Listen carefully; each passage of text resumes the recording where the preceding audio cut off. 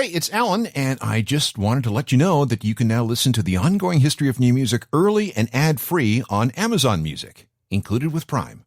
Hi, I'm Alan Cross, and for the next few weeks of the podcast, we're going to dive deep into the ongoing history archives. There are more than 1,000 shows in there, and many of these programs have not been heard for years. So, welcome to an ongoing history of new music archives podcast with a series called The Top 100 Moments in New Rock. Now, bear in mind that these shows originally aired in the spring of 2004, but we thought it might be fun to hear where we've been, how things used to be, and how much everything has changed since. We hope you enjoy this look back in time. This is the sound of history. The councils, they ban my concerts and they take my money. I can't help but have a soft spot for Ziggy Stardust. Not that I'd ever want to portray him again, but it certainly was sort of fun at the time. Well, apparently we've been told that we've got to stop now and we have to go because there's some trouble outside. And I looked in through the glass door, and there's this guy laying there with a shotgun laying on his chest and blood running out of his ear. This is another special project of the ongoing history of new music. The 100 Greatest New Rock Moments Ever. Part 8. This is the ongoing history of new music podcast with Alan Cross. Hi there, I'm Alan Cross, and this is part 8 of a 10-part series on the 100 greatest moments in the history of new rock and alternative music. And before we start with moment number 30, I'd like to tell you about another musical moment. World expositions used to be very, very big things, and one of the biggest of all time was the Columbian Exhibition of 1893, which was held in Chicago. It featured wonders from all corners of the world, including the introduction of this brand new thing called a Ferris wheel. Saul Bloom, one of the organizers, had been picked to create an exotic display based on the culture of North Africa and the Middle East. And he came up with his Algerian Village, featuring a dozen dancers, which he took on the road to drum up hype for the exposition. So in the summer of 1892, the Press Club of Chicago invited him to show off his exotic and strange dancers. But when he arrived at the club, he discovered that no one had thought to provide the house pianist with any appropriate music. So he had all these dancers, and what good were these dancers without music? So Bloom thought for a moment and then plunked out a quick tune on the piano, telling the pianist to just play it over and over again. And here's what Saul Bloom came up with under pressure that afternoon. That sound familiar? How many millions of times do you think that's been played in the last century? Well, guess what? Bloom never copyrighted the song. The royalties would have been worth millions and millions. Just a little moment of music history to set the tone for the show. We'll pick it up with moment number 30. And this event didn't create a lot of follow-up, but it remains one of the most legendary concert appearances of the 1980s. It was May 15th, 1980. Johnny Rotten of the Sex Pistols, now going by his real name, Johnny Lydon, had a new band called Public Image Limited. And things began well enough, but about 18 minutes into this new project, everything had begun to unravel. Internal squabbles, drug abuse, and lots of money problems. So when there was a last-minute cancellation at a New York club called the Ritz, PIL jumped at the chance because the fee was $12,000 for 2 nights. Actually, it was the band's accountant who jumped at the chance. Unfortunately for the promoter, PIL was in no shape to play any kind of concert. The band still hadn't found a drummer after the 6th one quit. There was no bass player because he had just walked out again, and Johnny Lydon wasn't really that interested in flying to New York and required some serious convincing. When the group, such as it was, got to New York City, they quickly hired a 65-year-old jazz drummer out of a music shop on Broadway. But that still wasn't enough, so a decision was made. Public Image Limited would perform, or rather pantomime, along with their records while being hidden from the audience by a large screen. Bright white lights would shine from behind the group, projecting their silhouette onto the screen, and that's all the audience would see. Brilliant, right? Well, no. First of all, the 1,500 people in the audience were kept waiting outside for more than an hour in the pouring rain. Then they discovered the band wasn't playing at all. Then Johnny started taunting and insulting the crowd. And that's when the reign of garbage began, followed by a storming of the stage and the destruction of all of the equipment. The gig was killed after just 25 minutes.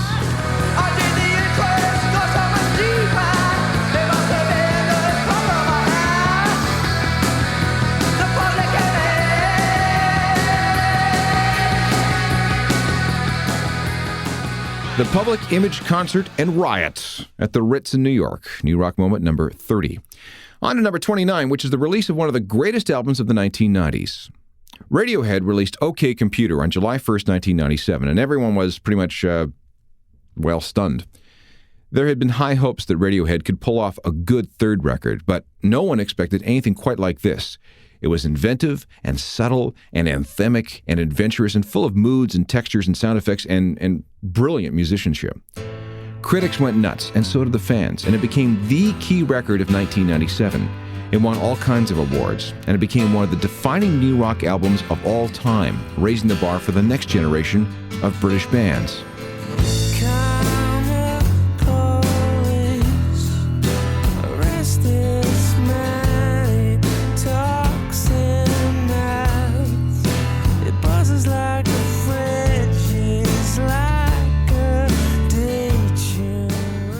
New Rock Moment number 29, Radiohead's release of OK Computer in July of 1997. Moments number 28 and 27 also resulted in some very interesting ways, but in a very unusual way.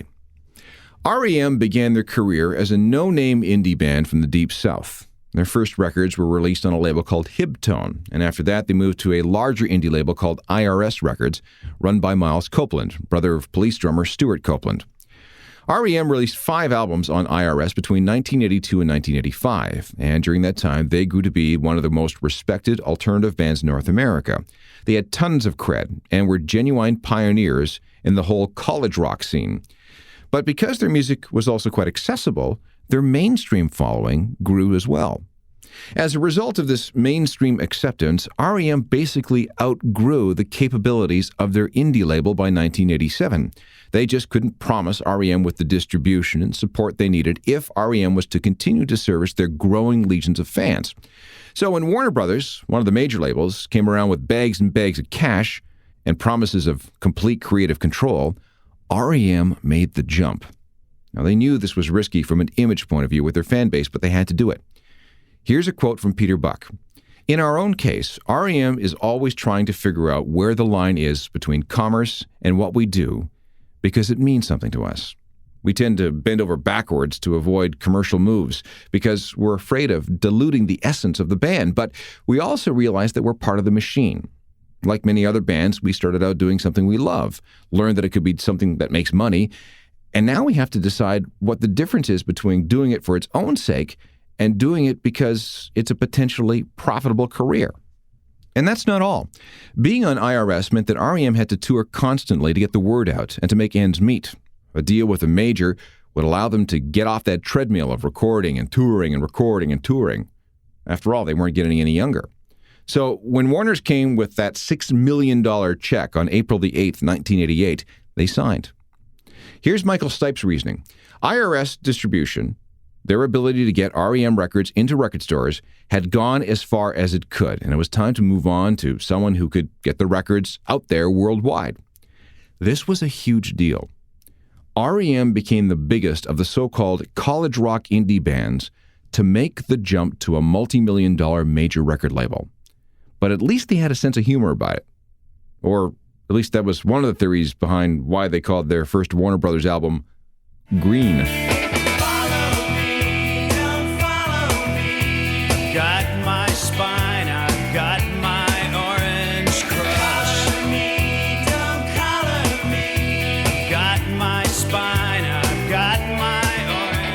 R.E.M. in moment number 28, their big move from an indie label to a major. The Green album was hugely important in a symbolic sense. It showed that it was possible for a college rock indie band to work for a major without selling their music, their art, and their integrity. Which brings us to moment number 27. As cool as R.E.M. was amongst the indie crowd, the coolest group of them all was Sonic Youth. And when their Daydream Nation album topped all kinds of readers' polls in 1988, a lot of major labels thought they could do with Sonic Youth what Warner's did with REM. The problem was that Sonic Youth was playing even harder to get than REM. So a representative from Geffen Records convinced the bosses to create a brand new subsidiary label called DGC. Now, DGC was to be the Geffen alternative label. Records on DGC would be distributed by Geffen, but it would be run with the same sort of attitude and aesthetic as an indie label, and Sonic Youth was targeted as the first big signing. Now, fortunately for Geffen, Sonic Youth was in financial trouble. It's okay to say that you're in it for the music and not the money, but, you still got to eat. Most indie labels have a very hard time getting music into the stores on a consistent and regular basis. And even when they do, bands have a hard time getting paid. And there's a long, complicated explanation for why that happens.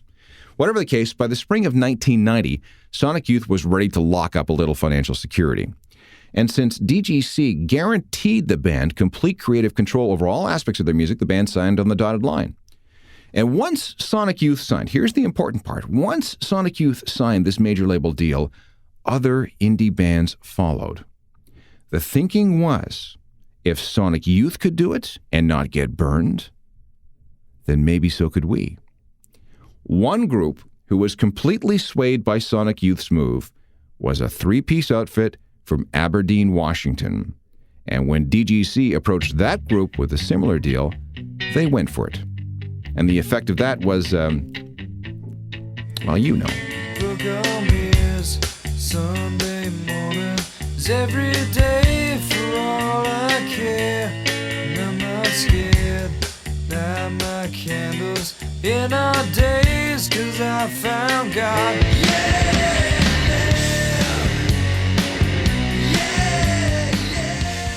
Sonic Youth signs a major label deal with DGC Records, prompting a little band named Nirvana to do the same, thereby changing the course of music in the 1990s. It's New Rock Moment number 27. Coming up, the story of an apartment above a car shop in Berlin and how it saved the careers of not one, but two new rock icons. Welcome back to part 8 of our series on the top 100 moments in new rock. We're up to moment number 26, and it has to do with a couple of drug buddies who moved to West Berlin. David Bowie and Iggy Pop were in rough shape. Living in L.A. had seriously jeopardized their sanity. Bowie was lost in a fog of alcohol and coke and was so weirded out that he was positive aliens were coming to collect him. And, he actually started collecting his urine in little jars and saving it in the refrigerator because apparently, according to Bowie, that was good protection against alien abduction. Meanwhile, Iggy was so deep into heroin and LSD that he had spent a considerable amount of time in a psychiatric hospital where his only visitor was his friend, David Bowie. So for both of them, if they ever hoped to live, it was definitely time for a change of venue.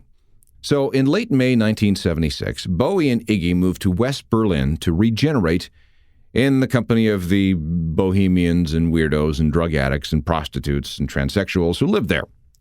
Bowie rented an apartment at 155 Hauptstrasse in the Schönberg district.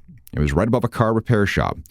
Bowie fell into a routine where he'd have breakfast at the gay bar next door and then walk or bike around the weirder areas of the city. Apparently, Bowie also had a big thing for Hitler and spent a lot of his time touring World War II sites. And after a heart attack scare in the fall of 1976, Bowie and Iggy both began to clean up in earnest. It was during this time that Bowie wrote and recorded 3 albums that brought his career back from the brink. And because of their electronic approach, these Berlin Trilogy albums ended up being very influential to a new generation of post-punk musicians. The third of Bowie's Berlin albums was called Heroes. It was recorded at a place called Hansa Studios, which was within sight of the infamous Berlin Wall. The title track was apparently inspired by 2 strangers Bowie saw sneaking a kiss by the wall. We can beat them forever and ever. Oh, we can be heroes just for one day.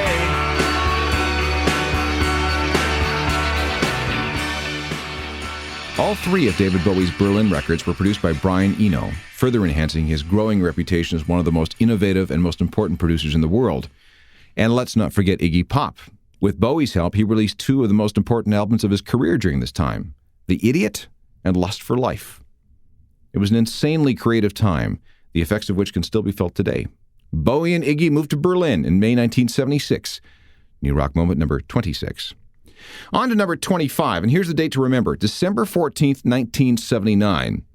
Earlier that year, The Clash had toured North America and had picked up a ton of new ideas, which was good because they knew that punk was over and it was time to move forward.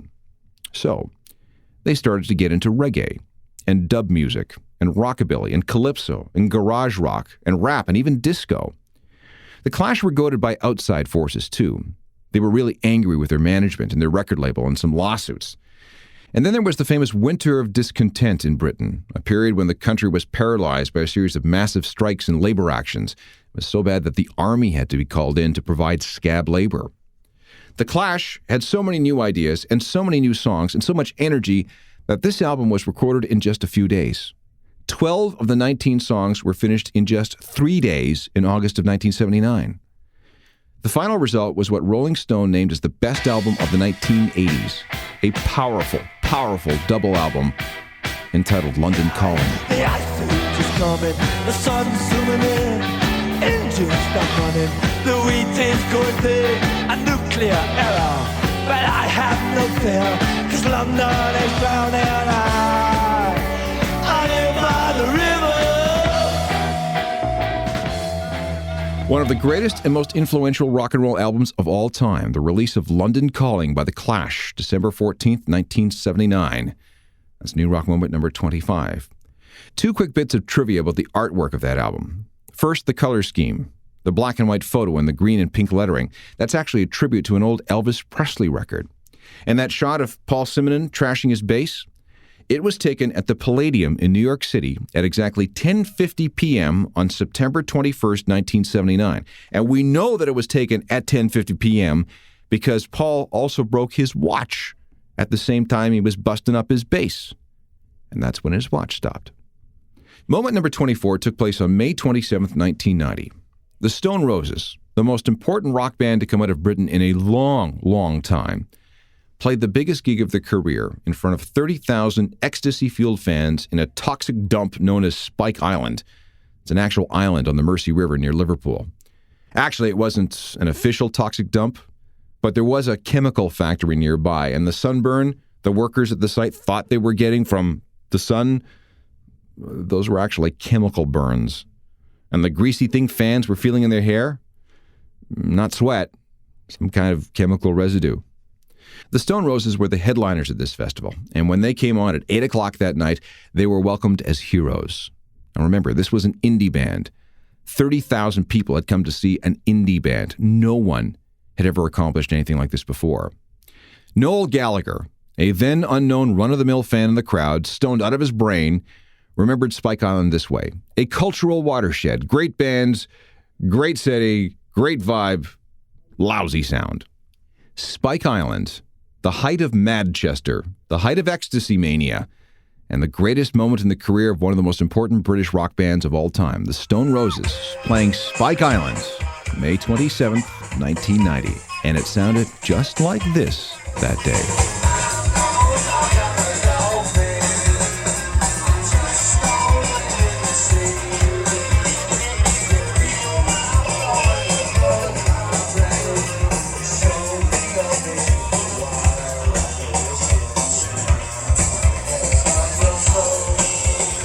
The Stone Roses, recorded live during the triumphant Spike Island gig, May 27th, 1990. New Rock Moment number 24. Back with 3 more moments for the show, including one of the most harrowing and disturbing concert security situations of all time.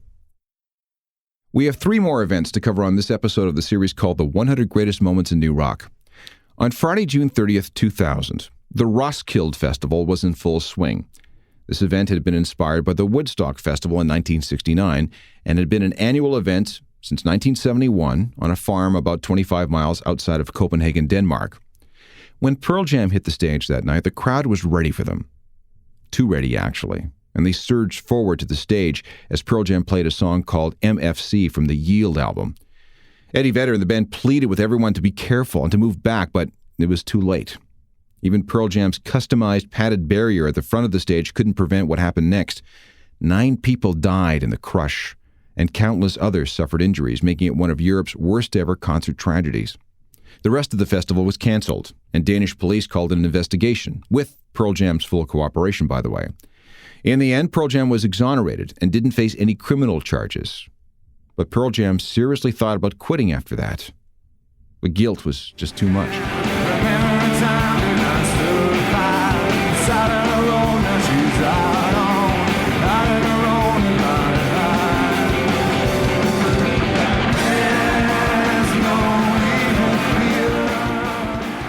The Roskilde concert tragedy, June 30th, 2000.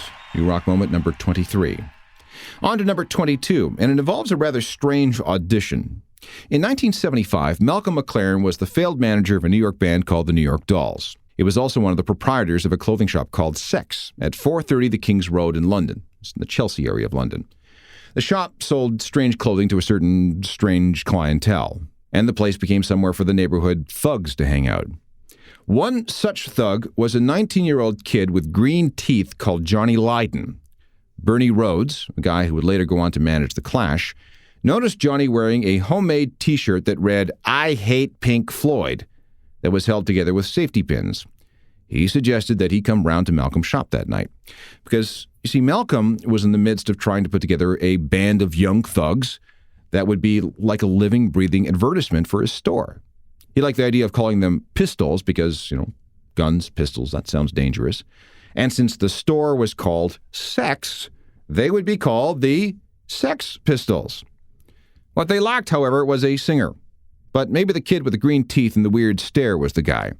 So Malcolm got young John to audition, not caring if Johnny could actually sing a note, which he couldn't. And there really was there was no band. Malcolm told him to sing along to one of the records on the store's jukebox. Johnny had never heard of most of the songs in the jukebox, but he did recognize "I'm 18" from Alice Cooper. He knew the words to that one. So John gyrated like a belly dancer, miming the song and sort of singing the words the best he could. And in the end, he got the job. And the rest is, history, right? But what if John had not decided to wear that T-shirt that day? Then Bernie Rhodes would have never spotted him and maybe never recommended John to Malcolm. And would there have been a Sex Pistols without Johnny Rotten? And without the Sex Pistols, how would have punk music developed? We'll never know.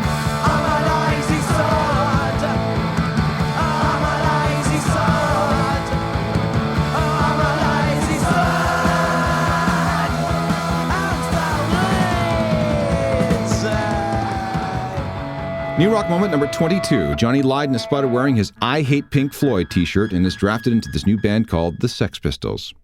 One more moment for the show, and it has to do with a major technological development: the introduction of the compact disc. In 1969, a Dutch physicist by the name of Klaus Kampan had a thought. What if you could break sound down into tiny binary bits, zeros and ones? These bits could then be read and reconverted into sound. Somehow. In 1970, while working for the Dutch electronics giant Philips, Klaus and a guy by the name of Peter Kramer came up with a prototype of something called the compact disc. The first one was made of glass, and they figured out that the best way to read the information encoded on this glass disc is with a laser.